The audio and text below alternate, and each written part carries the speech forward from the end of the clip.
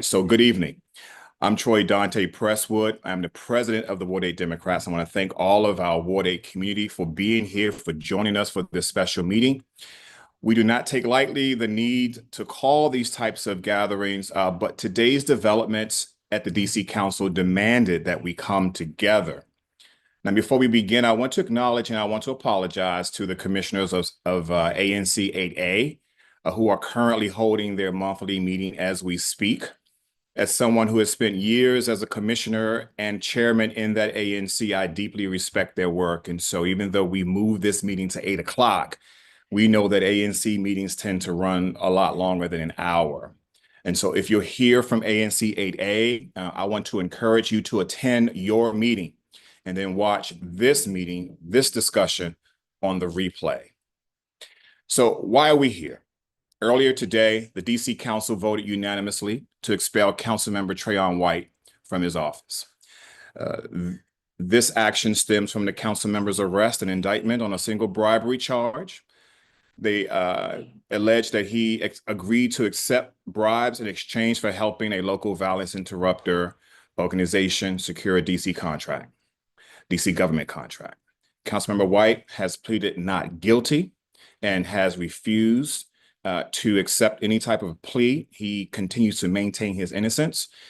His trial is currently scheduled for January of 2026 at the earliest, January 2026 at the earliest. Separately, DC Council conducted its own investigation into whether the council member violated their rules. They commissioned a local law firm for $400,000 to investigate the matter. On December 14th, I believe it was, the firm reported that the Councilmember White did in fact violate their council rules. An ad hoc committee led by Council Pro Tempore and at-large member of the council, Kenya McDuffie, voted unanimously to move forward with expulsion. Last week, the council held a hearing where Councilmember White attorney spoke on his behalf, and today the full council voted to expel him, effective immediately. At this moment, you should know that the Ward 8 Council office, or that the Ward 8 office, I should call it at this point, their staff continues to work.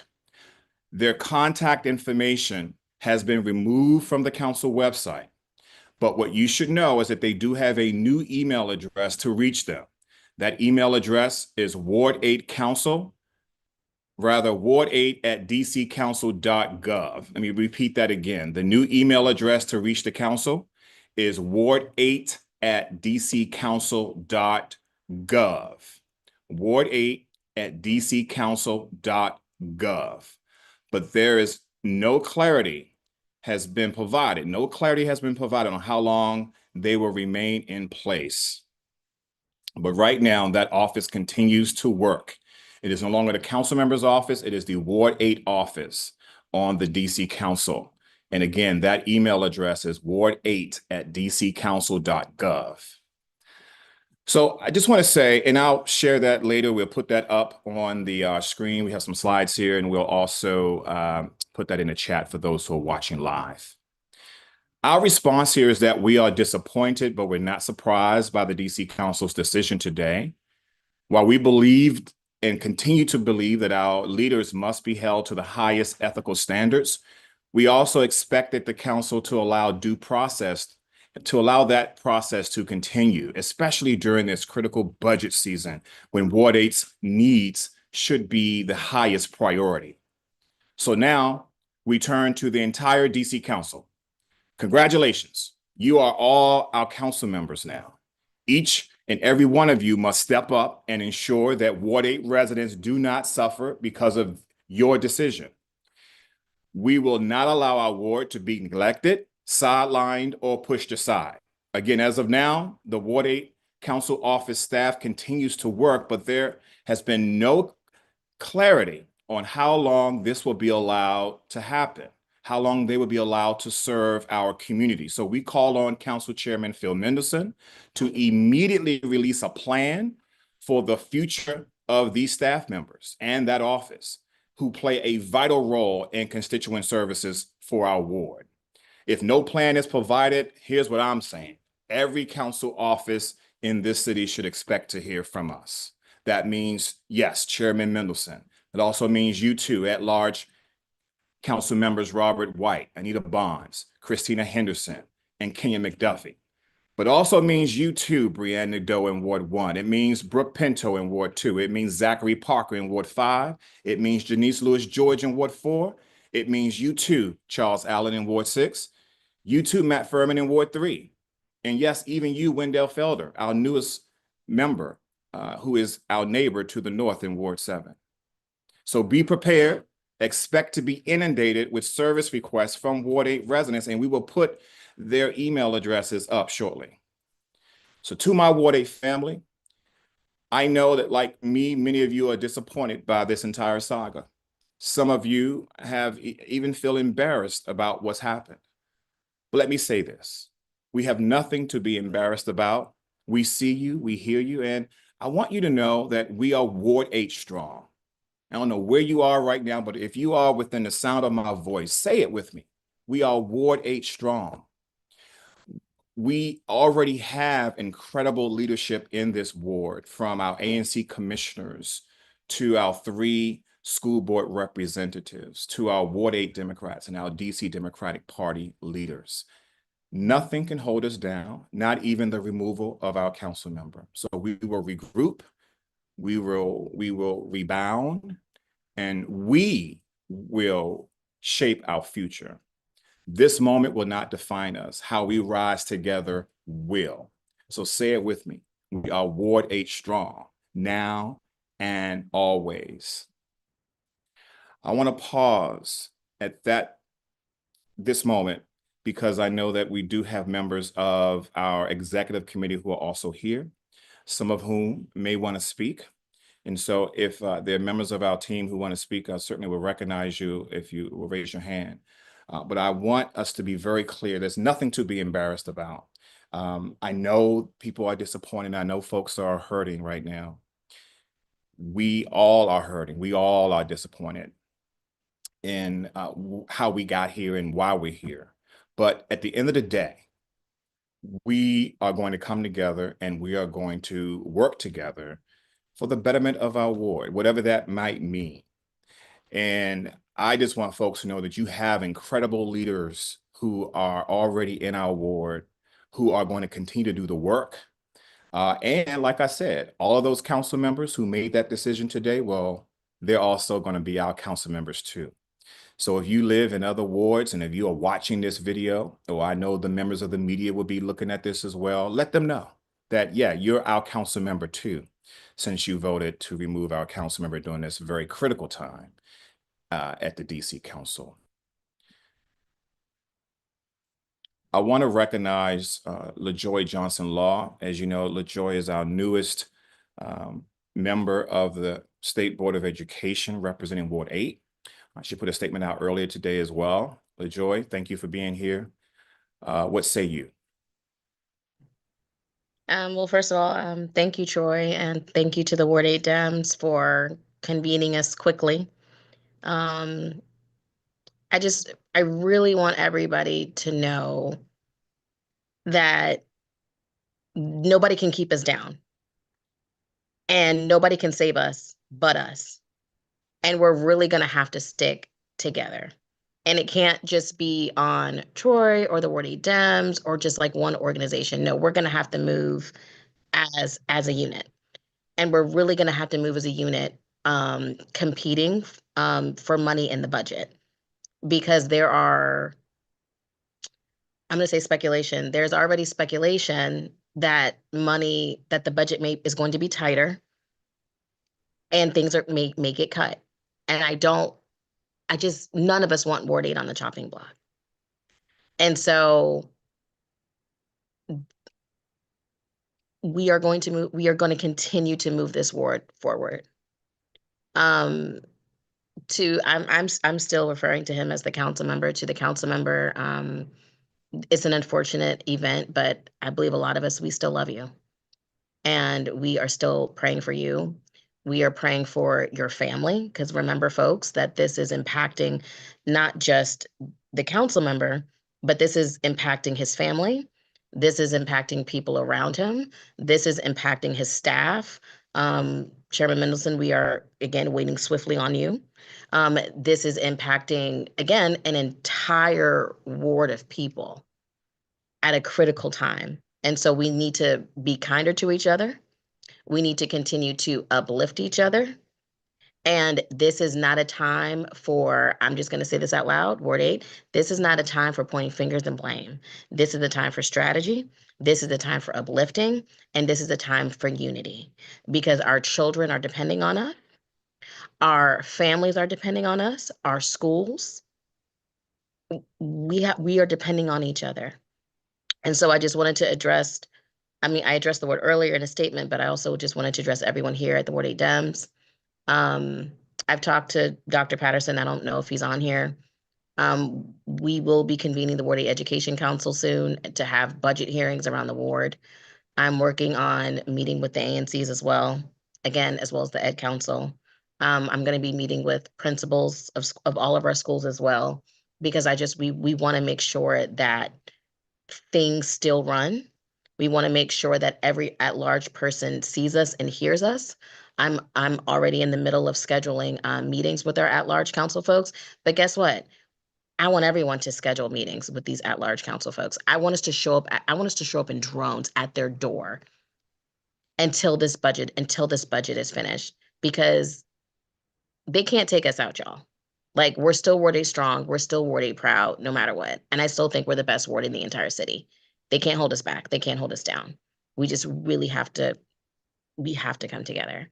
And so, Troy, and to the Ward 8 Gems, again, just thank you all for having me. And again, I'm just honored to be here to support and to help the ward as a whole. So thank you. Thank you, LaJoy. Thank you, Representative Johnson.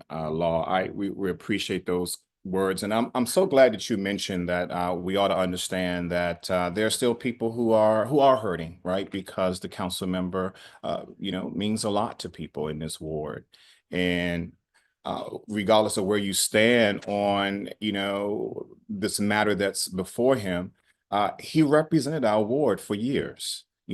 First in your role in the same seat that you currently hold, and then, as our council member. And so we do want to lift up, those around our council member as well. We pray for him. We pray for his staff. We pray for our ward.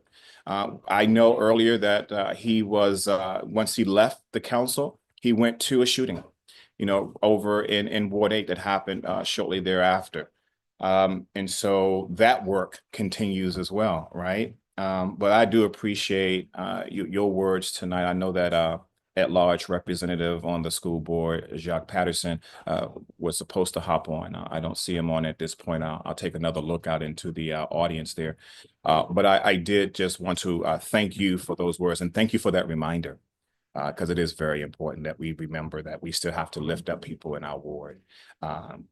Even when, we don't like the outcome of things. So thank you for that. Thank you, Troy. I appreciate you. We will allow, excuse me, we will allow if there's some questions or concerns from the audience, we will certainly take those. You can certainly use the Q&A. We'll try to answer those questions for you, or we will take them live. Or we would take them live as well on the Zoom here. I do want to acknowledge Ward 8 Committee Woman Regina Pixley, who would like to speak. Regina. Good evening. You have a picture? I do. Okay.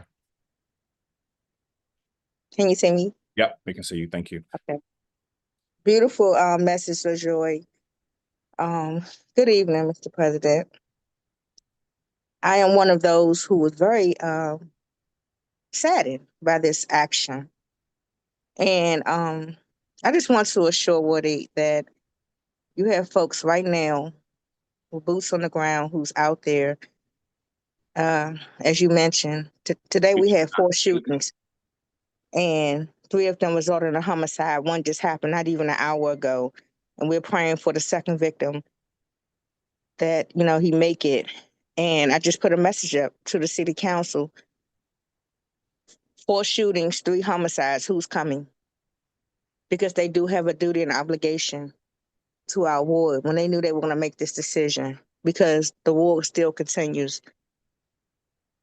And like you said, council member was at 2 scenes today. And he's still my council member. I just want to assure Ward 8 that you have some great leaders who will continue to work. I didn't understand at first why you wanted to have this meeting, but after speaking with you and just calming down some, because I'm really kind of like in a state of shock with the needs that we have here.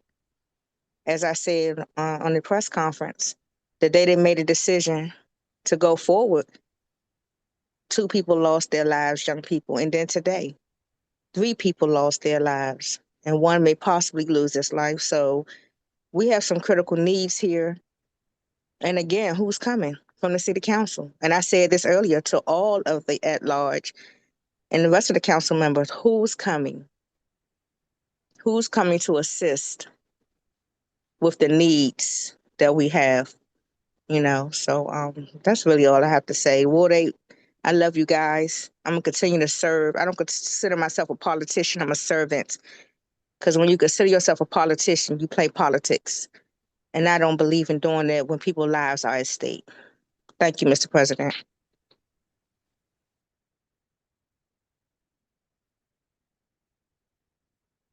Well, thank you, Committeewoman Pixley. And I know that you have been really, really hard at work out in these streets, working with families who are impacted by gun violence, community violence.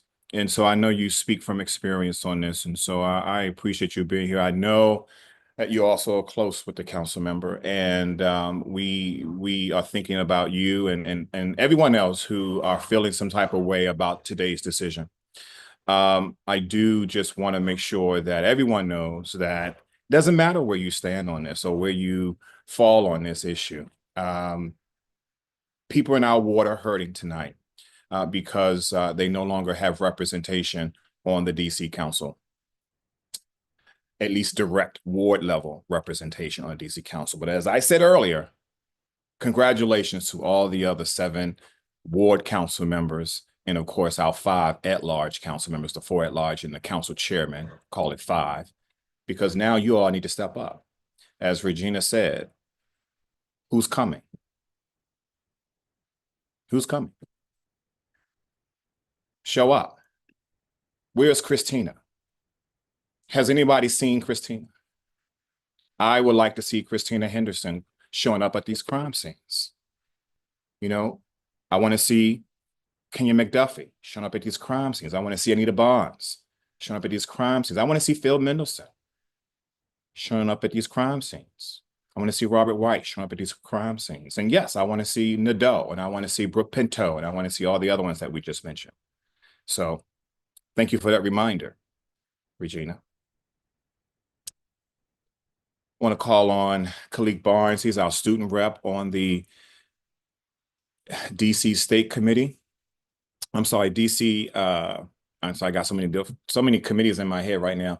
On our DC State Board of Education, he's also a Ward 8 student and a Ward 8 resident and minister. And Khalid Barnes, I know you're a student at Thurgood Marshall. I'm going to call you Minister Barnes tonight because maybe you can leave us with a word as we think about the path forward.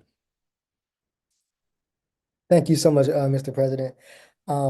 It definitely is a sad occasion. It definitely is a moment where we're facing direct hit. This is a direct hit. It's a direct slap in the face to Ward 8 residents, towards Ward 8 students, Ward 8 families, Ward 8 parents, individuals who currently are already in the process of suffering. This is simply going to be a moment where we're getting set back. However, us as the people, we have a responsibility now to make this our mission to push forward. While this is a hurdle for us, this is an obstacle for us, we as the people, we as the constituents, we as the residents have a direct duty to ensure that we stand up during this time. This is not the time to back down. This is not the time, as you said previously, to point the fingers. This is not the time for us to sit back and say, oh, well, it's no longer, we don't have a council. No, it is our opportunity to make our voices heard. This is the moment. And matter of fact, if I'm being real, the moment was 5 months ago when we first heard about the allegations. We're starting late. I believe, and if I'm being so honest with you, I believe we started so late in the game to where all of us knew exactly what was going to happen, yet nobody decided to move. We knew exactly what was going to happen. We knew the potential outcome from the beginning, yet no one decided to move. And even with that, we saw a council member, despite what he did, despite what it looked like, despite the outcome, he continued to serve in his capacity. Out of all the council members on that seat, and if I'm being real, I'm being completely transparent, out of each and every one of them, who serves like him? None of them. And I'm being completely honest. Who do you know continue to show up in his capacity, show up to his best self, despite what he may be feeling? Councilmember White continued to stand up and be about what he was about, which is why it truly should give each and every one of us inspiration that despite what it is right now, we got to press forward because guess what, Ward 8? We have a responsibility and a job to do. And guess what? Nobody going to save us but us. Like Representative LaJoy said, nobody going to come here and do it for us. You're not going to really see that many people out here for us. They're going to probably pop out probably a good once or twice, but they're not going to respond to the shootings at 3 a.m. They're not going to be there for your babies when they're traveling to and from school to advocate for their transportation. They're not going to be there to do that. They're going to sit there and do what they do, sit behind a desk, continue. And I released a statement earlier, and I said, we need leadership now. We need to step up, not just with words, not just behind a desk, but in the streets. Not just on the corner, or not just when there's a spotlight of fame, but come to us and actually see what we need. Don't make yourself look good and act like, because we're a good city. We're a good ward. We have, if I'm being real, we have the best ward here in Ward 8. We have the best talents, the best gifts. Our young people come directly from Ward 8. Everything you see is produced in Ward 8. We have a good role to play. And Councilmember White continued to add on to that. And now we're currently in a season where, we have issues with our budget. We're having issues with our schools. We're having issues now. Now is the time. This was the wrong time to do this. However, there is accountability, but there could have been an alternative as well, but there was not. And so with this now, we have to get to a point to where now we already have the tools, we have the skills, we have the mindset, we have the people, but who is actually willing? The harvest is plentiful, but the workers are few. Who is willing to stand up on the battlefield and begin to fight for our ward? It can't continue to just be Troy, Ward 8 Democrats, can't just be stick with education, but each and every one of us as constituents, as residents, and I'm saying this as a young person. I am 17 years old, go to Thurgood Marshall Academy senior. As a young person, it's our responsibility to do what we do, because if not, Ward 8, we're just going to get lost and continue to fall down. But we are in the path to elevation. If we expect to continue to elevate, we got to continue to fight for it. This is our city. You got to fight. Thank you, Troy. Well, thank you so much for that. I think, you said something that I want to just highlight. No one is going to save us but us. And I think we should all recognize that, especially now, especially with so much going on nationally and how what happened nationally impacts us here in Washington, D.C. And so to just be remembered that it's on us now. We have to save ourselves, save our families. And that was before this. We've been seeing for the past couple of weeks now what's been happening, from the national political perspective here. And it's about to get real. And yet here we are without a representative on the DC Council at a crucial time in all of that. Plus, there's budget season that's happening. So thank you for that reminder that no one's going to save us but us. Because that's how it always is. And so we have to get really intentional about saving not just our families, our sons, our daughters, our seniors, our communities, but we got to also save the beloved community. I do want to recognize that we have at-large representative on the State Board of Education, Jacques Patterson, who is with us as well. Jacques, thanks for joining us. Thank you, Mr. President. And I want to apologize to everyone. In my travels, I coming on a little bit late, and I may say some things that may have already been said. But today, what we saw is a council who, what they're saying, and I'm not a council member, so I have to respect the decision that they were holding someone accountable for the accusations or their acts, because we have yet to go to court in this particular instance. But at this particular time, I think when we use that word accountability, at this particular time, it is incumbent on us. Again, this may have been said before, to hold them accountable.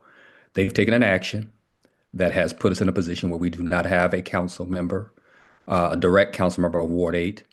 5 of them have received votes from Ward 8 in their campaigns. We are entering, as you said, Mr. President, a very critical time. And we can talk about a lot of parts of us stepping up, but the most important thing is that we don't have a vote. None of us that's on this call that I know of, unless there are council members that's also on here as well, have a vote on the council during budgetary cycle that we're about to enter. It is incumbent that the members who voted today to expel our council member are held accountable, not only for that action, but to us right now during this critical time of budget season. I don't want to hear a lot of talk. I want to see people coming out here, engaging Ward 8 residents in a very methodical way about the priorities that we have for our ward. We know that historically we have been marginalized, more so than any other ward, I believe. And it's incumbent that these people who have come to our ward numerous times, because I think almost every one of them has been reelected, so that's at least twice. And as for our votes, that they now step up in the sense of engaging us in a way that I believe you just spoke about, Mr. President, in a way that they have not done, because we have not seen a lot of them in their at-large positions. I think it is incumbent on them, and I think we should hold them accountable to make sure that they're holding the type of listening sessions, budgetary meetings to talk about how they're voting, what are our priorities. I've seen a few advertisements. I believe I saw one from Councilmember Robert White about some budget things, but I don't think that's enough, because by the time we're done with the special election, whomever's in it, and I, for one, can say I'm not going to be in it, but who's ever in it, that person will not take office until they have had at least the first vote on the budget.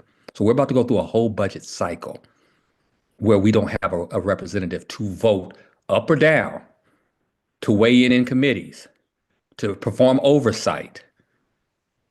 That is going to happen. We're not going to have a representative until they have already done at least the first vote on the budget. From what I understand, we're 114 days at minimum away from having somebody in that seat. I'm very concerned. I respect what the council did. I'm not a council member, but more than ever, I think it's incumbent on this body of this group, the resident, to hold them accountable. I don't want to hear talk. I want to see you. I want to see you, and as an elected official on the State Board of Education, I want coordination with every leader, including you, Mr. President, and everybody else, to coordinate with us and tell us when you're coming out here, how your office is going to work with us, how we contact you in positions where we need you to show up. I need to see that like yesterday. If you knew you were going to make this decision, you should have coordinated with us. Who are we contacting and when we need or an emergency happens? I need to know that now. So that's all I have to say right now. I look forward to our 4, 5 at-large people, which includes the chairman. What's their plan to make sure that we have access to them immediately? So thank you, Mr. Chairman.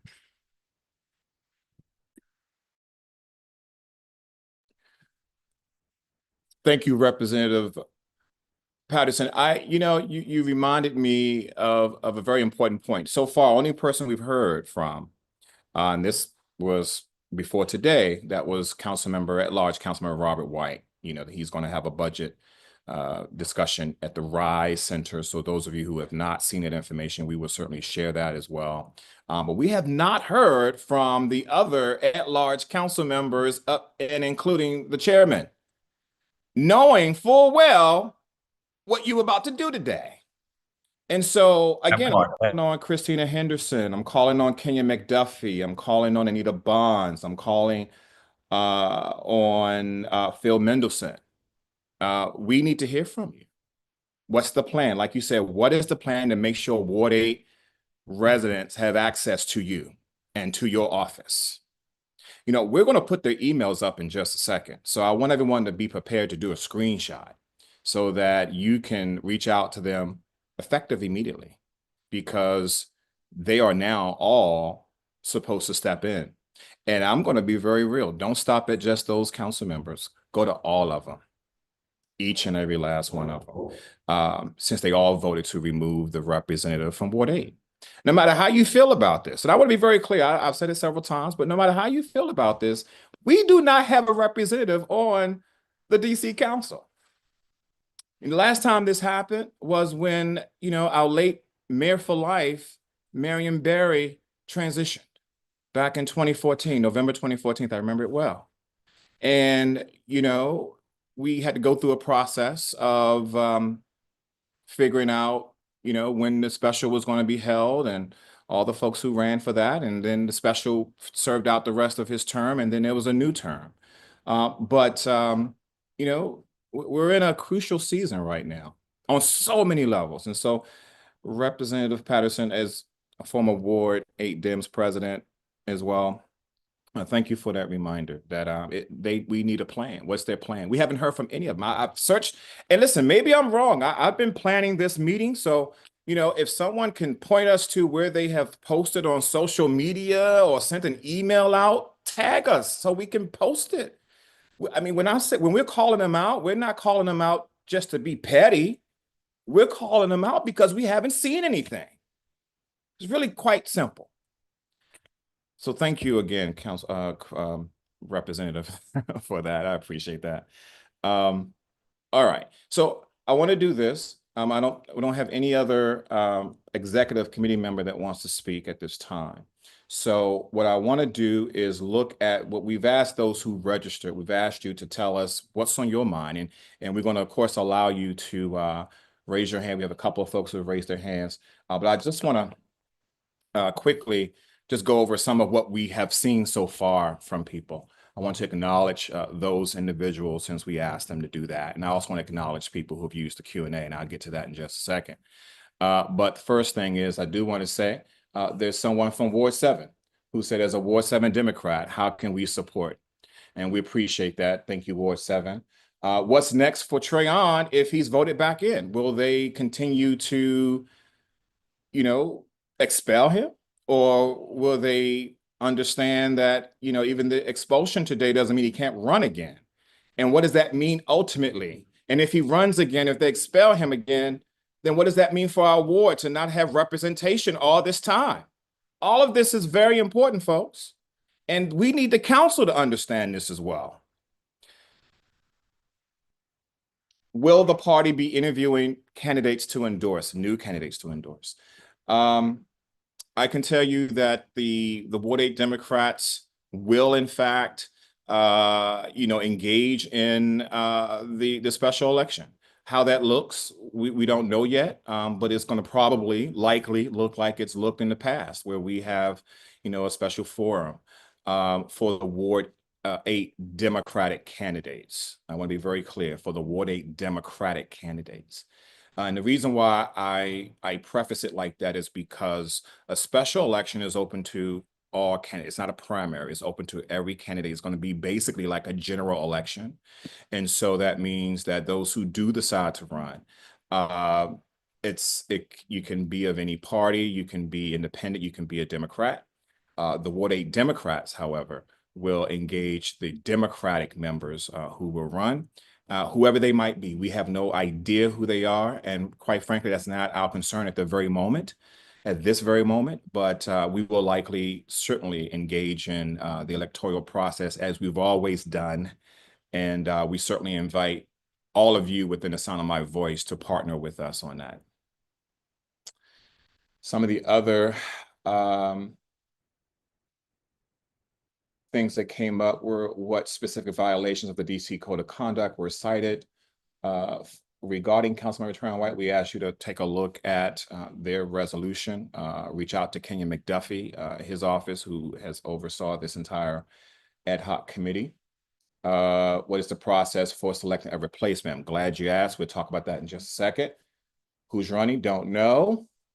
What's the replacement process? Yeah, we just talked about that. What was the purpose of expelling him? We talked about that in our opening remarks here. People want to know about the special election? Absolutely, yeah. Any other questions, anything that's new? Has the council provided next steps regarding Ward 8? No, they have not. That's what we've been talking about so far tonight, is that they have not. Now, let me back up a little bit. They did say, at least as far as we know for now, the Ward 8 constituent services office remains open. It's no longer the Ward 8 council member's office. It's the Ward 8 office on the Council of the District of Columbia. That office remains open, but they have completely scrubbed the DC Council website of all contacts.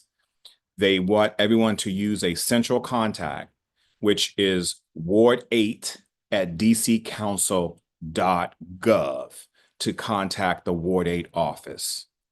And I'll put that up on the screen shortly.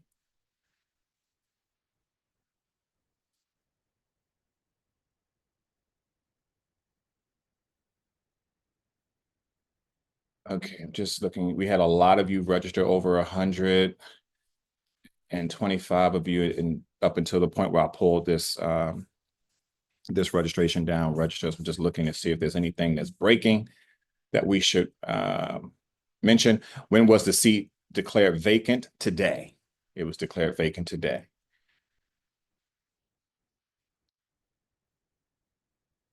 Who's creating a task force to handle residential landlord issues? Great question. I would pose that to the chairman of the council, Phil Mendelson.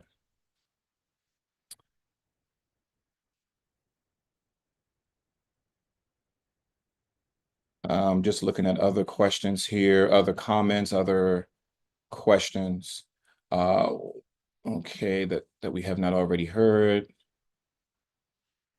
So are the staff in place, or is the council chairman taking over the representation of Ward 8 residents?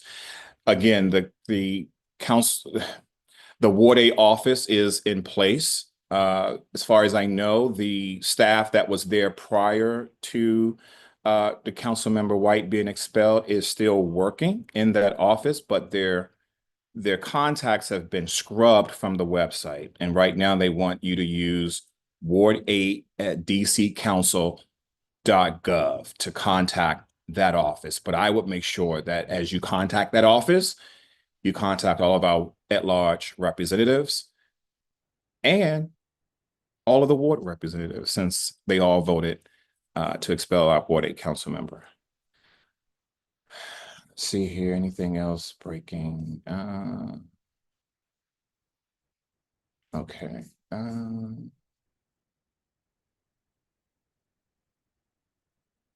What role will the party take to prevent these harmful actions from happening in the future?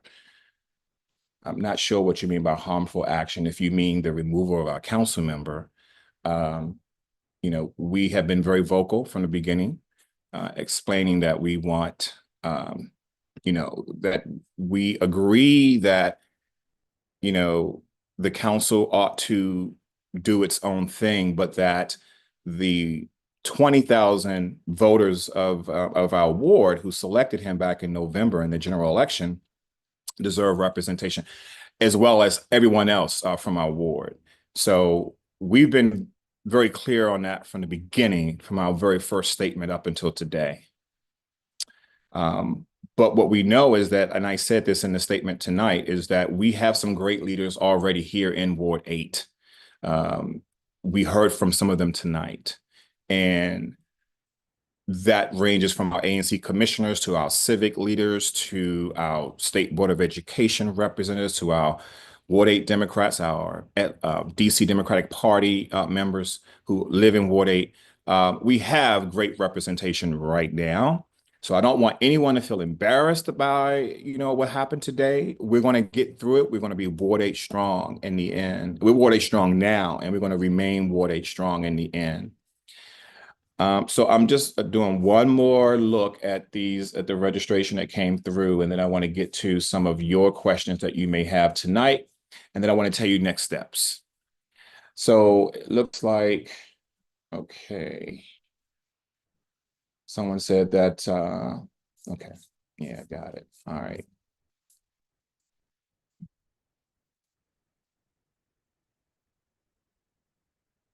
So there's a question here about, or a statement here about, it's concerning to see such actions taken against an elected official. It raises questions about accountability and integrity of our local government. Sure, absolutely. And we've been very clear. We believe that everyone, all of our elected officials, everyone who's elected should be held to a high ethical standard. And we have not deviated from that. We have not digressed from such a statement. We still feel that today as we did when we first issued that statement back in August. And so, yes, we totally agree. We're thinking practically and logically here when it comes to the representation of Ward 8, especially during a critical season like budget season. That's, and we know that Ward 8, is the last and the least and the left behind. And so that's why this is so important that we have representation on that council. And the fact that we have not heard from any of the at-large members about what their plan is and how they're going to give us access to them and to their offices is very, very concerning. So I put them all on notice several times tonight. I hope all of you within the sound of my voice will do the same thing, that we need to know what is the plan from our at-large council members about the path forward here. And then I would dare say, if you know people who live in other wards, let those constituents know that their council member represent us too, since they voted to remove our council member. All right, so I think we got to the gist of it. A lot of it is really the same questions. Thank you all. Again, I just sort of shifted through about 125 comments here. I thank you all for participating in that. The Ward 8 Democrats Executive Committee will continue to look at that, as well as any of the new members who have just logged in or registered. We'll look at the full list, take all of that into consideration. I do want to thank a couple of people who have commented in our chat. The executive director of the Fair Budget Coalition saying that you will stand with us in Ward 8 and that you will work on the issues that we hold near and dear. We thank you for that. We also just want to thank those of you who did remind us that Councilmember White is going to be hosting a budget meeting. Yep, we know that. It's going to be at the Rise Center in Ward 8. We can share that information when we have it. We do want to thank several members of the state committee, the Democratic State Committee. See at-large member Monica Roche, who said as a Ward 2 elected officials on the DC Democratic Party. She's here to help lend a hand and support as we need. I do see there is a member of the Ward 8 office. Now I got to get used to how we call this office now. From the communications director, Jules Jesse, who says that she wants everyone to know to see the remaining staff still representing you in office during this transitional period. We want to know what specifically Ward 8 residents would like for us to work on and commit to. And so thank you for that, Jules. Again, you can email that office at ward8@dccouncil.gov because they have scrapped and Jules, if you can actually, if you're still on, if you know if your email addresses are still working the way they did before the council vote to expel Trayon White today, if you can let me know if that's the case, then we can at least let folks know that those email addresses are still working. Or is it just this one email address they want us to use going forward ward8@dccouncil.gov. Jules, if you can let me know that. I also want to thank Monique Diop, who is the Director of Constituent Services, who was a director under Councilmember Trayon White, who is still going to be working in the office. Again, she just reminded us that it is ward8@dccouncil.gov. Thank you, Director Diop, for that.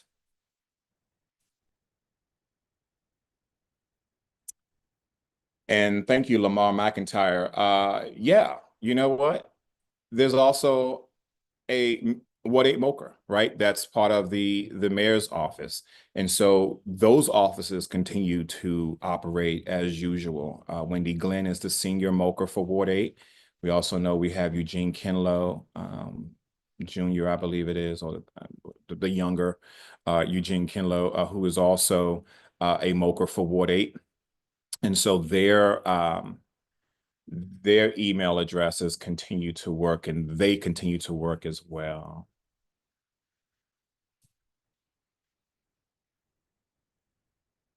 Okay, an anonymous attendee, which I don't understand why someone would want to be anonymous, but yes, we issued our statement earlier. Please check our website. Please check your emails. Replay this video, and you will hear it at the very beginning of our conversation tonight. Okay, so thank you, Jules. So she's worked as a communications director in the council member's office. She says that their specific email addresses do still work for now, and their phone numbers still work for now. So continue to use those contacts if you have them. And of course, the other email address, which is ward8@dccouncil.gov, is what they are asking people to use as well. Okay, thank you, Ms. Wilson, who's a special assistant to the former council member. Her email address is also still working. So it looks like the email addresses continue to work. I will urge the DC Council to put those email addresses back up on the DC Council website so people will know who they're reaching out to, which individual will handle what. I know that the office is being reshuffled right now. But it's important that we know who we're talking to so we can, hold people accountable who we're reaching out to. A blanket email address, while I understand the need for that, is I think incomplete for residents of Ward 8. So I am urging the DC Council, I'm urging Council Chairman Phil Mendelson to ensure that there is some information either under his website, webpage that shows who is working in the office that handles Ward 8 constituent affairs. I'm urging him to do that now. It is important that we know who is still working in that office, what their contact information is, in addition to the ward8@dccouncil.gov email address. Okay, I think I got all of that in. I do want to mention, okay, so because it's coming through a different way, I do want to let folks know that the email address for one of the Ward 8 Mokers, Eugene Kinlow II, is eugene.kinlow1@dc.gov. And he's our newest Moker. I want to certainly invite them. There was a question about were the at-large invited. We put the word out for everybody to come. And I just want to double check to make sure they're not out as an attendee. If you are, and if you're from one of the at-large council offices, please raise your hand so we can see you. We have way too many people in here for us to look for you one by one. But if you raise your hand, we can take a look. Okay, let's see here. Just want to make sure I am still on time and on budget. Okay, all right. I am going to just show a couple of more slides and then we'll open it up for those of you who may have specific questions that I have not answered. If you came late, my advice is to go back and look at the replay because I answered a lot of questions that came across, as well as we'll answer some questions live tonight as well. But let me go ahead and just pull up these slides. People have been asking about what's next as it relates to the filling of this vacancy. And so here's what we know. Within 5 days of the office being declared vacant, the board shall certify that it is in fact vacant and will issue the appropriate notifications as is laid out in Chapter 9 of the DC Municipal Code. The next aspect here is that as far as filling the vacancy, the law says that between 70 days, but no more than 174 days, shall there be a special election. As you can imagine, it's a long time. So what that means, in effect, is between April and July of this year, we should expect to have a special election to fill that seat here in Ward 8. And so I highlighted that in orange there for you. You can screenshot that so you can post it or share it or keep it for yourself, however is most helpful. But I just want to let you all know that that's what the law says.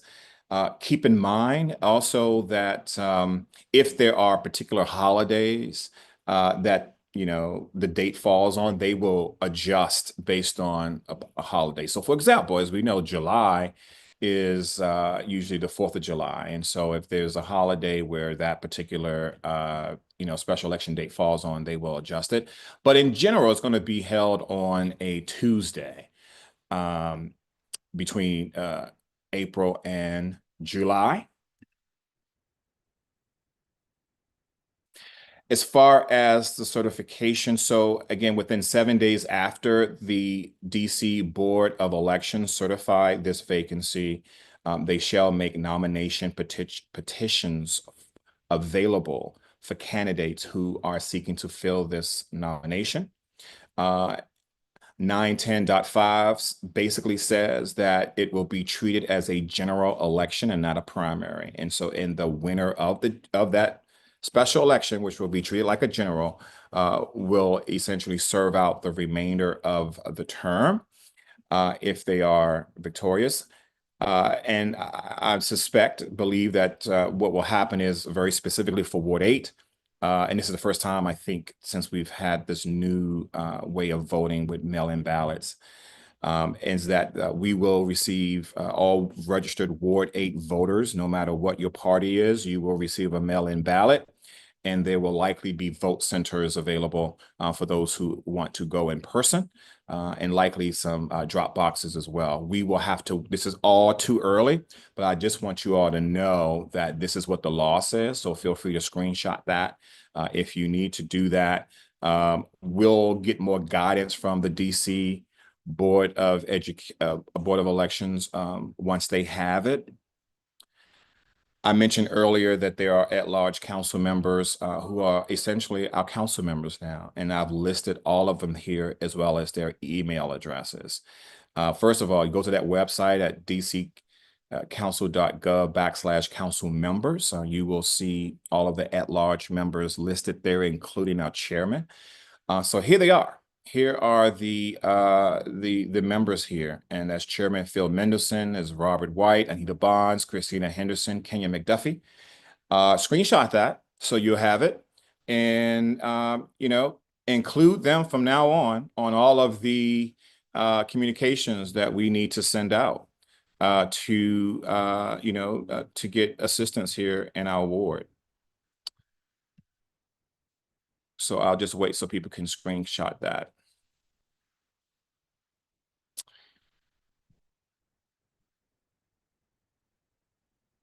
Okay. All right. Well, with that being said, let's go ahead and take a few questions live. So there is one hand raised up, someone named Carolyn. Carolyn, you are live. Can you hear me? Yep, go right ahead. Okay, good afternoon, Mr. President. I'm a longtime Ward 8 resident, and I like to attend the budget meeting. And I know we don't have representation, but as a long-term Ward 8 resident, there's a lot of things that Ward 8 needs from A to Z. But more importantly, I have a neighbor who has like a child that has like mental health issues. And when I spoke to the officer who came out to help the mom a couple of times, Ward 8 doesn't have any trained mental health officers. And that information came from an officer at one of the stations. And I know they're trained, they wear a different color shirt. That budget, we need officers who are trained for people who have mental health issues in Ward 8. We have zero. Okay. I'm going to ask members of my team if they could queue up for me the budget hearing process. They have already released the schedule so that we can share that with you. I don't have it on my slide, unfortunately, Okay. but if they could provide that with me before we end our call, I will put that out there. If not, if you will continue to follow us on our website, on our socials, and of course, if you're a member of our database, we'll Yes. send that out as well. I do want to say that currently the Ward 8 Democrats, we are running a survey for our ward, asking you what are your budget priorities. We've done this every year since I've been president. We've done this, and the point is just to be able to, have a conversation or to reinforce certain areas that we know could use a boost, right? For our Right. So certainly what you're telling me about, the mental health space, which is so important. In fact, I think the ARC is having something really soon, teaming up with Howard University to have a in-person mental health session really soon. Check out what they're doing. It's so important. So please let us know. We're happy to share that with you. Thank you. And by the way, thank you. The survey is currently on our website at ward8dems.com. You can also, if you are a recipient of our emails, you would see it in that email, not the one that came out tonight, but the ones that have come out before, you'll see it in there as well. All right, I want to bring on our first Vice President, Sheila Bunn. Sheila. Good evening, Troy. Good evening, Ward 8. I will send this to you, Troy, but just wanted to share the budget dates with Hey, you Sheila, can because you I put have on them. camera? Oh, I'm actually driving, but hold on. Okay. Let me pull over so I can be safe. Can I? Hold on Okay. 1 second. Okay. And if you are an attendee, and if you have a question you want to ask live on the air, this is now your time. Can you see me, Troy? Yeah, we can see you. Thank you for pulling over and Okay. driving safely, of course. No problem. So just wanted to share just generally the budget date. So the mayor is expected to send her budget to the council on April 2nd. So that's when the council will get the budget. And then on April 4th, you can watch the mayor testify about her budget. There will be a hearing for that on April 4th. And then on April 7th, and I need everybody to hear this, this is when the council will hold their month-long budget hearings. So it's imperative that you go to dccouncil.gov and look at those agencies that you want to praise about or agencies that you feel are not serving us well as a community, and come and testify before the council as they look to formulate the FY26 budget. So again, that starts April 7th and it runs for about a month. And so they end on let's see, I can't see with my glasses. They end on May 1st. And then on May 7th, markups on those budget recommendations from each committee will happen on May 7th. And that lasts for 2 days. They end on May 9th. And then if you are a budget wonk and want to watch the council talk about or report out about the various discussions in each committee, that happens on May 14th, which is the council's budget work session. And then the first vote on the budget is May 28th. So again, it is imperative that our ANCs, that the community, that we come together and figure out what's important to us. And like President Presswood said, reach out to our at-large council members and let them know what our budget priorities are, because we will miss all of that in terms of representation. Again, the first vote on the budget is May 28th, with the second vote happening on June 11th. And Mr. President, I will share this with you, but wanted to share that out since there was a question about the budget dates. Thank you for that. Did you also just want to share, just in general, your thoughts to those in Ward 8 about just where we are and where we're going? I think my heart is heavy for my community, for my neighbors. I was born and raised in 8. And today is just a very sad day. I am in continuous prayer for our council member. He's human. He's a good person, well-intentioned, has a good heart, fought hard for his community. And sometimes good people make bad decisions, but nonetheless, I am prayerful for my friend.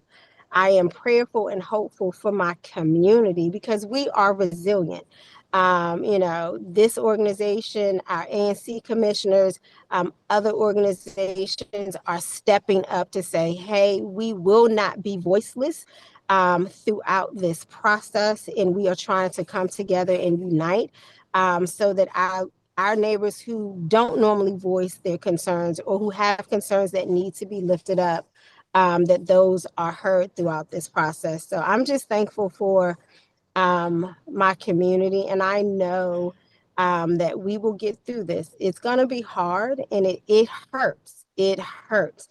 This is definitely a setback for our community, and it happened at the most inopportune time. But I know that if we come together and if we stand in the gap, that we will speak on behalf of our neighbors and push our other council members and hold them accountable to representing us, particularly during this budget season and going forward. So thank you, Mr. President. Thank you. We really appreciate those words there. And I think just to meditate on your point about, everyone is human. The council member is a friend to many of us, and we're praying for him as we're praying for our community as well. And so I appreciate those words, Vice President Bunn. Appreciate that. Thank you. Thank you, sir. And thank you for sharing that budget information as well. I think someone posted a link. And so let me see here. Okay. Yeah, Mr. President, I think it was Marcus. I think he posted the schedules for the DC Council. Okay. I think he posted as a link, or was it like the whole schedule like Sheila just did? Yeah, I posted It's a link a in the link. chat. It's dccouncilbudget.com is where you can find the schedules. Okay, thanks for mentioning that so people can hear you on that, because I don't have the actual, because if you had the layout, I can paste it really quickly, but we're good. So can you repeat the website again? Sure, it's dccouncilbudget.com, and for the specific budget for the FY26 budget, you can go to dccouncilbudget.com/schedules. Got it. I see it now. Okay, if I'm able to cut and paste it really quickly, I will. Sheila, you have another comment? I just have a question, not a question, but another statement. Mr. President, I think we've done this before, and I think I heard you say we'll do it again. But just wanted to offer that if there are folks who are willing to testify and want to testify, but have never done it before or need a little training in how to do it, just wanted to offer my help with that. And I know that we as an organization, we did something similar to that last budget, and I hope we'll do that again. But really, really want to help folk speak up and speak out about their concerns. So just wanted to offer my services for that. Thanks for that. Yes. And thanks for offering to do that. If And I think people did find value in it for the past 3 years that we've done it. So we're happy to do it again. The process is pretty similar. The only thing that changes are the dates. So the previous one is actually still live as well, but we're happy to do that. And council, Chairwoman, I hope that, maybe you can help co-lead that as well. So we appreciate that. Got you. Thank you, sir. Thank you. Thank you. Okay, we are rounding the bend here. I just wanted to just give people one more opportunity if there is anyone who would like to speak live. Otherwise, I'm going to just begin to wrap us up here with some closing thoughts. And so, members of the executive body, as well as members of the public, this is the last opportunity here. Okay. And what I'm trying to do now is actually put together a quick slide so that people would see what those dates were that Sheila mentioned, as well as Marcus. And so as I do that, I do want to recognize that our Reverend Anthony Motley has his hand up. And Reverend Motley, you are live on the air. Oh, wait a minute. Hold on. Wait, talking to me. Oh, no, wait a minute, wait. Oh, hi. Hold on a second. I don't know who that was. Reverend Motley, you're live. You have to unmute yourself. Unmute. Okay. All right, we're good. All right. Yep. Good evening, everyone. Thank you, Brother President. Thank you for your leadership and appreciate this Ward 8 Dems. I have one question. Can you tell me why the council didn't do a roll call vote? Because this is a very important action that this council took. And I think it's important that we know and see who actually did the vote, even though we know that they did a unanimous vote. We wanted to raise their hand or say something, but they did it together. So we don't really know, because now I'm hearing that there's one council member is saying that he really didn't vote unanimously. He just didn't say it, he didn't do his hand or say anything, but he was in the group. But they didn't do a roll call. But do you know why? I think that's a great question. I don't know if you have to do a roll call when it's considered unanimous. Now, the fact that there was a council member who said that they were confused by that, that's very concerning, because I would have hoped that they would all know what unanimous vote means. So I'm certainly, I think Sheila wants to chime in on that, and please hop on, Sheila. But if it's a unanimous vote, you don't have to do a roll call, because that's literally everybody on the council. Sheila, you have something to add? Yes, I just want to add, a roll call is only done if a member asks for a roll call vote. So most votes are taken, a lot of votes are done by voice, but roll call is typically done if it's asked for. So had a member said, I want a roll call vote, then the chairman would have done a roll call vote. Okay. Yeah, that's a good point. Well, thank you, Reverend Motley. I appreciate that. Khalik, go ahead. Okay, my apologies. Okay. I also wanted to highlight at each of the hearings that I've been to so far, one of the biggest issues that I did see is, number one, Ward 8 was not even informed. Number two, Ward 8 didn't have the ability to put any input whatsoever on the issue themselves. The first one I went to, you see all of the news media, you see all of the individuals there. yet you don't see many Ward 8 individuals there. Because if I'm being real, Ward 8 was not informed.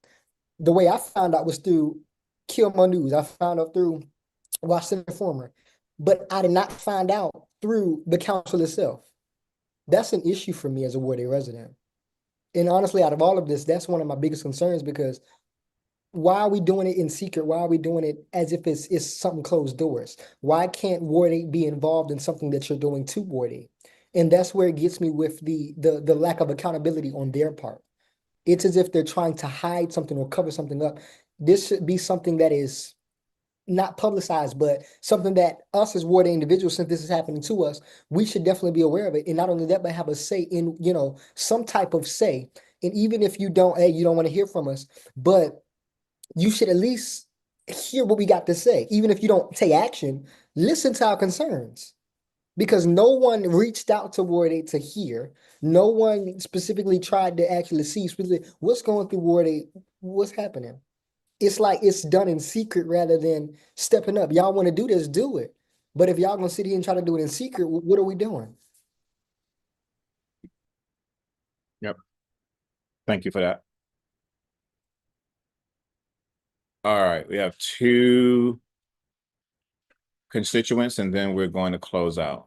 The first one is Darrell Gaston.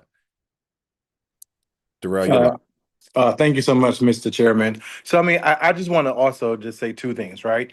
I think the fact that when someone says that no one from the council reached out to Ward 8, I know that the Ward 8 Dems had several meetings. I know that constituents like Sandra Seegers and others had meetings with Councilmember Robert White, with Chairman Mendelson and the other few council members, and they actually had several meetings as well. But I don't want to lose focus on the idea that we keep putting blame on the council for doing something that has been self-inflicted. And so just today, we had a violent interrupter get pleaded guilty for 13 years for doing a drive-by. And so the underlying issue isn't what the council did to impede or to tread on the votes of Ward 8 residents that re-elected a council member in November. The issue is now is that we don't have a council member, and as Ward 8 residents, we have to hold the 5 at-large council members accountable to step up to be our representative, because we voted for them as well.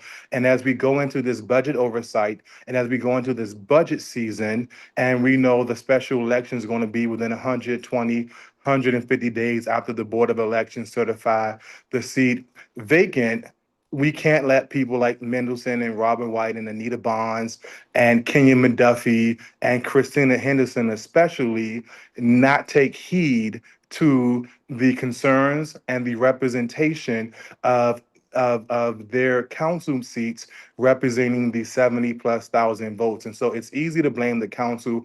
It's easy to blame the former council member for his decisions that he decided to do. But there are different rules and standards for the council as it relates to how they operate, as it is for the body, which is known as the judicial system. And so we've had plenty of examples, whether it be Kwame Brown, whether it be Jack Evans, whether it be Michael Brown, to understand that as a council member or as an elected official, even as an ANC commissioner, there are ethical duties that you have that plays in. And so to say that there's fault at hand, it's we sometimes as human beings do self-infliction, and then we become victims. And so hopefully we hold the council members accountable. The Ward 8 Dems does an amazing job moving forward, trying to find the next council member for Ward 8. And then we unify the ward moving forward, because right now we can depend on the trauma, or we can figure out how to be triumph over the next 100 days and find our next leader. Thank you so much for those comments. Anaya, you're live.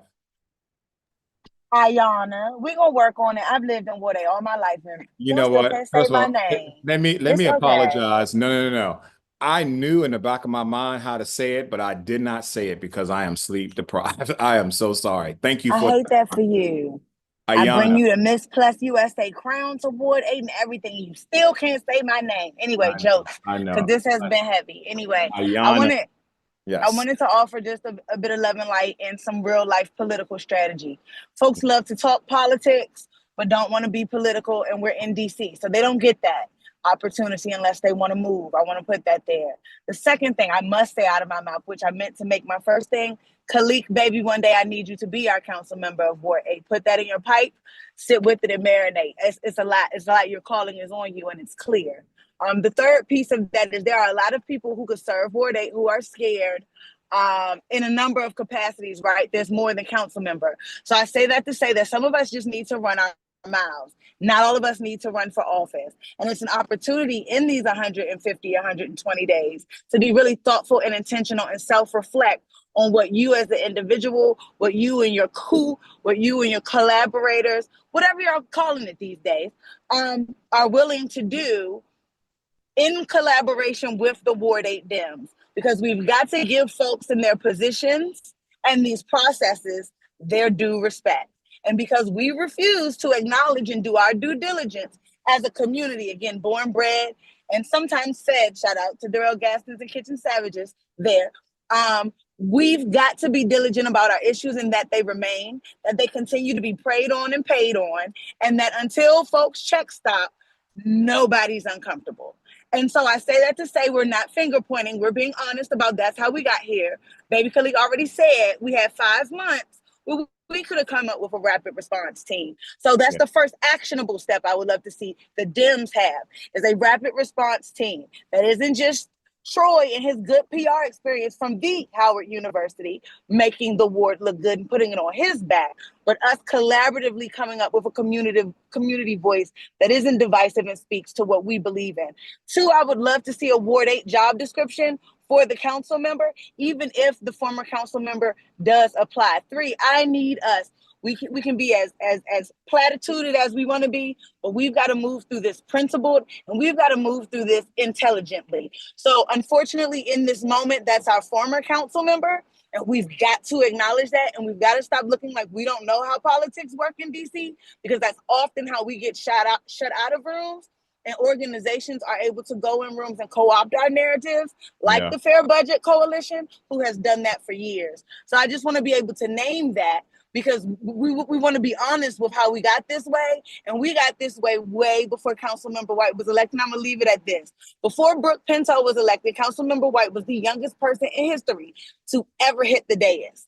Right. With that being said, Ward 8 is soil of greatness. We didn't stop being soil of greatness nor start being soil of greatness when Marion Barry came here from a whole entire different state to start SNCC. I need us to know our history and I need us to know ourselves.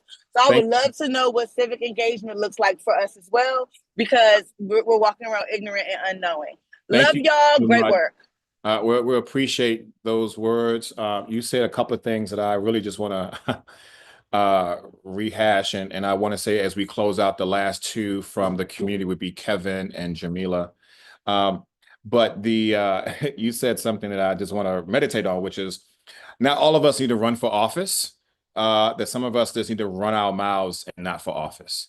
And I think what you mean, if I could be so bold as to expand on that great phrasing there, is that, you know, some of us need to show up when we're saying, hey, there are budget hearings. You heard from First Vice President Sheila Bunn, who spoke about these upcoming budget hearing dates, which I was able to put together a slide. We're going to show that momentarily.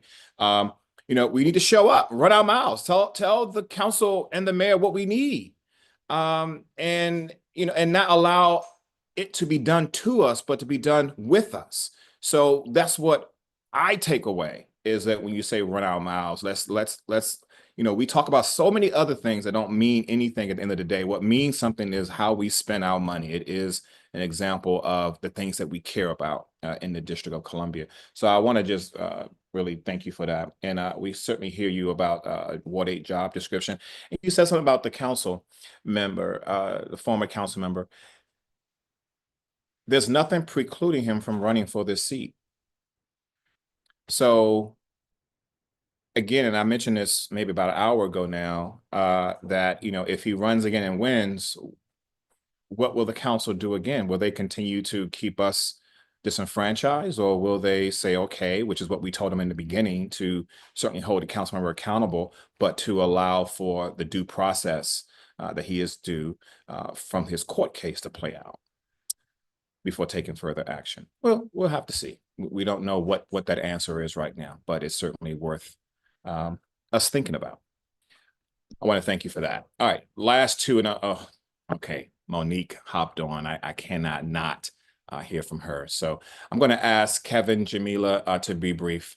Kevin Coleman, you're on the air. Good evening, everyone. How y'all doing? Thank you, Mr. President. I appreciate you. Thank you, sir. All right. You and the last young lady just took all the words that I was going to say out of my thought process. So I'm going to just say this differently. At-large council members, we have to put the that we put on our Trayon White with every issue. You broke. I'm sorry. Yeah. I'm sorry. I think whatever you were about to say was the most important thing. If you could repeat it. What I was saying was we have to put the same pressure yeah. on our at-large council members that we put on our former council member. I mean, with every issue. I mean, from the streets being clean to jobs to equity in our community, we have to put the same pressure that we put on Councilmember Trayon White on these at-large council members, because they can be real sneaky and treacherous and bring whoever they want to bring in here and plant them as a seed. I'm a Ward 8 resident all my life, and we need someone who actually cares and knows about the things that we go through in our community. So I'm just asking that everyone put the same pressure on the at-large council members that we put on Councilmember Trayon White when he was in office. And I appreciate the Dems for doing what y'all do. Keep doing what y'all do, and I'll stay updated, and I'll be with you 100%. We appreciate that, Kevin. Thank you so much. Thank you for your leadership, of course, and also thank you for standing with us. Commissioner White, Commissioner Jamila White, you're on the air. Oh, hi, everyone. Thank you for holding this. Agree with all the sentiments that have been said. I'll be very brief to yield time to Monique, but just wanted to kind of update people. We let people know on our call tonight that the ANC chairs have demanded that the at-large councils do an in-person town hall this week with all of Ward 8, and we provided 3 options for them: Thursday night, Friday night, or Saturday after the Faith Leaders Breakfast. So we've been working with the council for several weeks and getting these on the record. So I just wanted to let folks know that the chairs have been engaging the council, at-large council members, to come to the ward this week in person. Thanks for that. No, thanks for that. And by the way, we led with an apology to ANC 8A, an ANC that I know very well, and to apologize to the commission and to the commissioners there who are meeting, or we're meeting tonight. And so we did want you to know that, we know how these things go, and because of the breaking news, we had to move forward. Even though we delayed it by an hour, but we did want to lead with an apology. And in fact, I told anyone who was from 8A that they should actually get on your call and then watch this on the replay. So hopefully you had a really good turnout tonight. Thank you for that, Commissioner. And just want to remind folks what she said, that the ANC chairs have met, which is great, and that they have asked for all the at-large council members, and I hope that also includes Phil Mendelson, for a Ward 8 town hall. And they gave them 3 dates: Thursday, Friday, and then this Saturday after the clergy, Ward 8 clergy meeting. So stay tuned for more information on that. All right, bring it home for us, Monique Diop, our Constituent Services Director.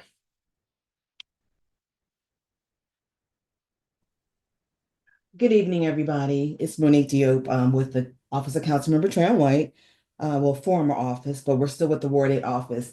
I just want everybody to know that we do fill a void in Ward 8 right now. And we are unofficially working, but we are still working here. So we still have a lot of constituent services issues within Ward 8. Whenever we first got into this issue, we were told that all of the council members would help us with the issues that we have within Ward 8. And right now we're still inundated with a lot of problems. Ward 8 is our home, and we're still dedicated here to reshoring that our residents get the help and support that they need. And although we're not official in the capacity, we will still find ways to stay active for you guys and also to assist whenever possible. But I encourage everybody to stay in touch with us and continue to working together to uplift our community.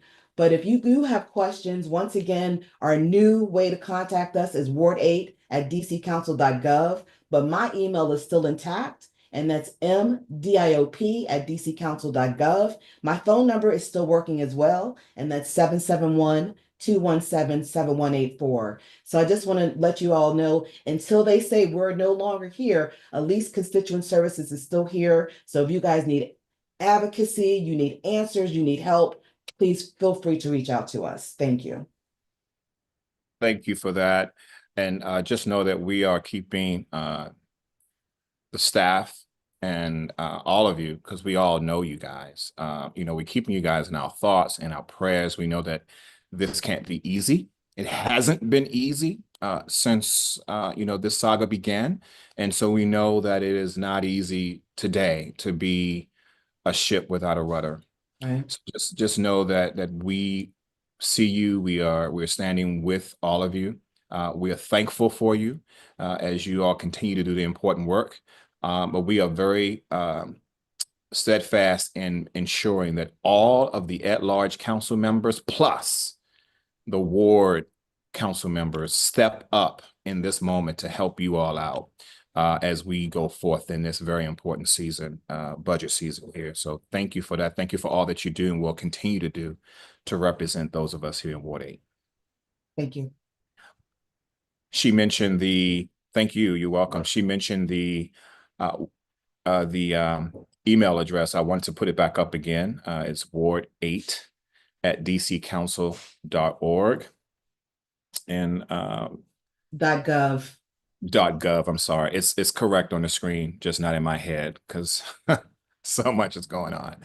But I just want to make sure that people see that they can screenshot that and that they can, still reach out to the office, even though right now, for now, your office email address and your phone numbers continue to work.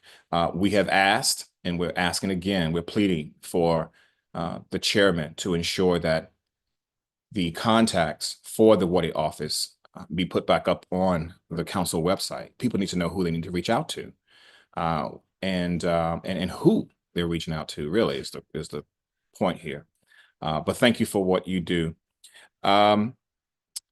So as I put that up, I want to also put up the council contacts. I mentioned them earlier. I want to show them to you again.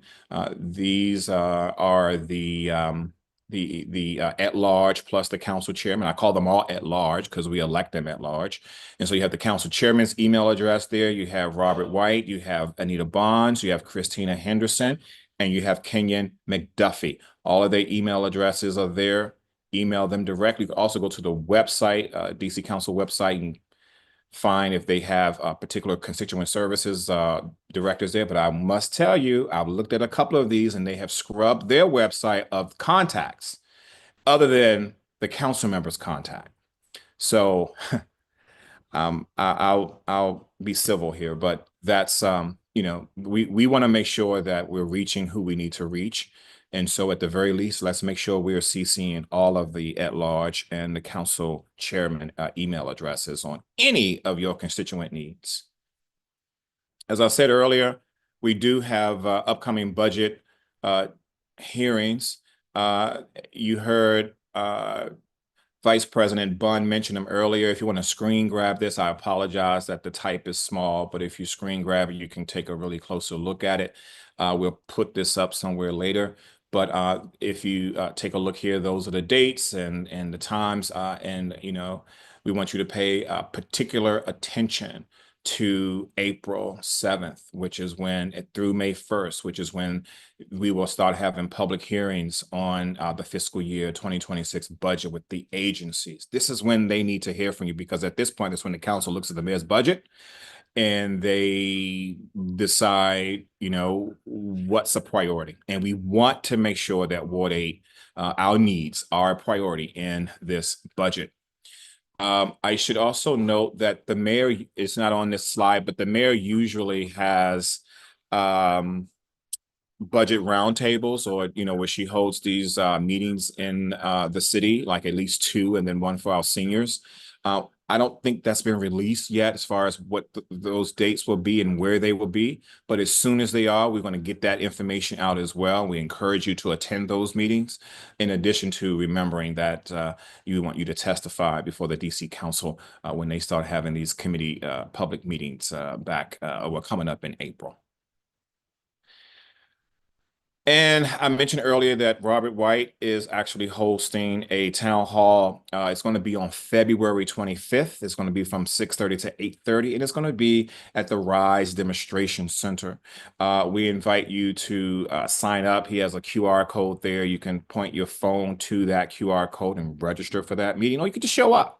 It's again going to be on February 25th. I'm not sure what day that is, but if you just check your calendar, February 25th.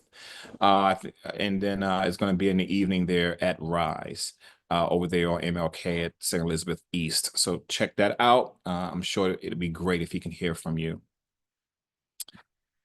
And then I just want to once again just remind people that the special election to fill this seat will happen between 70 and 174 days, which essentially is between April and July of this year. Once the Board of Elections have officially declared the seat vacant. So that starts the clock. And so keep a lookout for that, especially if there's individuals who are looking to run. The process for that will be released by and handled by the DC Board of Elections. We will, of course, continue to monitor that. I want to tell you that the Ward 8 Democrats will be involved in the upcoming special election. We don't have any information to share on that now, but we certainly want you to know that we plan to be engaged. And so please stay close to us because it is important that we have representation for our ward. I would be remiss if I didn't tell you that we are also looking to fill, and we have committees that folks can join and be a part of the Ward 8 Democrats. And so I've listed a number of those committees on your screen. You can screenshot these, give us an email, shoot us an email. You can reach out to any of us who you know is on the executive committee. But if you don't know any of us, you can reach out to our catch-all email, which is info@ward8dems.com. Send us your interest, send us a bio or your resume, and we will certainly take a look at it. But honestly, if you want to be a part of any of these committees and you're a Ward 8 Democratic voter, we want to hear from you. So those are the positions and committees that we currently have available. Hit us up because we have a lot of people on this call. We want to make sure that people know how they can engage and be a part of the Ward 8 Democrats. I would also be further remiss if I didn't say that the Ward 8 Democrats is completely funded and operated by donations. And so we encourage you to partner with us. You can go to our website at ward8dems.com, click on donate at the top of the page. No amount is too small, $5, $8, $10, $25, $50, $100, $200, $500, whatever fits for your budget. We ask you to do that. And we certainly want to ask you to become a sustaining donor of the Ward 8 Democrats as well. As you can see, we have a lot of work ahead of us, and it's going to be important that we have the dollars and the cents in order to do it. So we do invite you to become a partner with us and to donate at the Ward 8 Democrats. We do want to thank people who came out for our happy hour that we held last week, 2 weeks ago rather, over in Navy Yard. We have more of those planned, and so please, and we can't do that without donation. So if you will become a donor, either a one-time donor or a sustaining donor, which we have several, we invite you to do that at this time. And so that's it from us. We do want to just thank you. And I want to really end where I began. And that is to say that I know that many of you, like me, like our team, many of you are disappointed in what's happened here in the saga. We know that is my screen. Oh, I should probably stop sharing. Okay. So wait a minute. I'm still sharing. Here we go. Stop sharing. All right. All right, so I want to end really where I began, which is that I know, like me and like our team, many of you are disappointed by this saga. Some of you may even feel embarrassed, and I want to let you know that you have nothing to be embarrassed about, nothing to be ashamed about. We are Ward 8 strong, and wherever you are, I want you to say it over and over again. We are Ward 8 strong. And we have incredible leadership in our ward, from ANC commissioners to school board reps to those of us who work at the party, both ward and the DC level. Nothing can hold us down, not even the removal of our council member. So we're going to regroup, we're going to rebuild, and we will reshape our future. This moment will not define us. How we rise together will. And once again, we are Ward 8 strong now and always. I thank you for dropping everything and hopping on our call tonight. I hope you learned something. I hope that you are encouraged to, as the Negro spiritual says, run on and see what the end is going to be. I know we are committed to that. You'll hear more from us in the weeks and months ahead. But we're in this together. Remember that the office is still open, Ward 8 at dccouncil.gov. Email them. And if you have the contacts and phone numbers that you had before, certainly reach out to them that way as well. We're going to get through this. We are Ward 8 strong. God bless you all in Ward 8, and we will be in touch with you soon.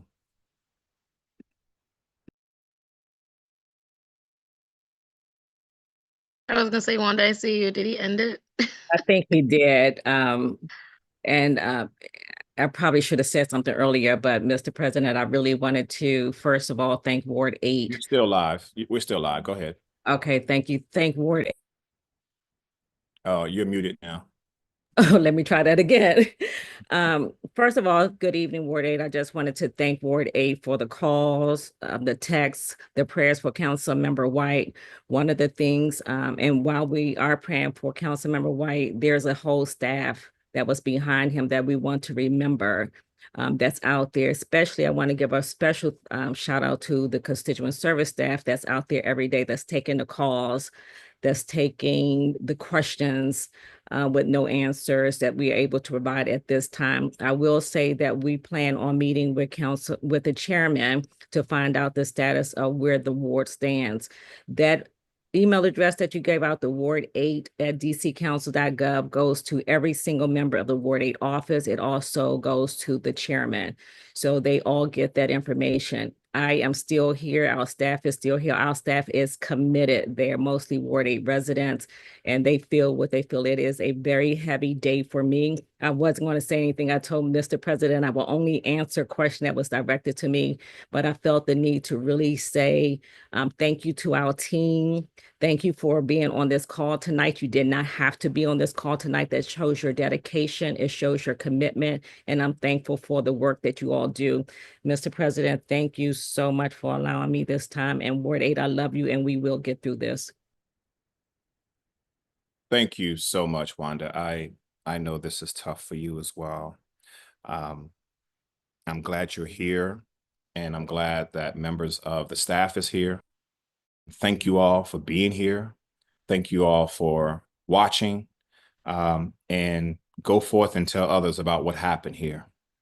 Let them know that we're Ward 8 strong and that we will get through this together.